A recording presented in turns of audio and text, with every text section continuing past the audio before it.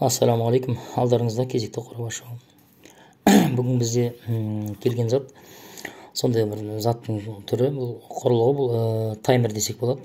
Одан кейін бұл әрі жаңағыдай любой қандай бір заттың характеристикасын көрсететін зат. Бұл жалпы айтқанда көп салалы зат, әр жерге қолдануға болады. Ас бөлмесінде болсын, болмаса жалпы ер адамдар өзінің бір құрылғыларын тексергісі келсе, бұл осындай жаңағы сенсорлы экраны бар. Дисплей деген ғой. Одан кейін барып осындай құрылғыны жаңағы розеткаға тықсаңыз, розеткада осындай заттың қанша ватт, яғни қуатын көрсетеді.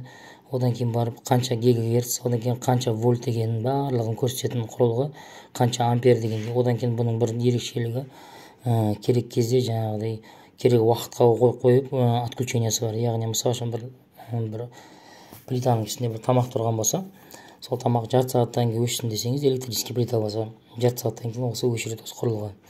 Сондай бір жаңағыдай нелері бар, ерекшеліктері. Жалпы қызық болып жатса видео тіркеліп, өздеріңіздің жаңағы лайктарыңызды басып кетіңіздер.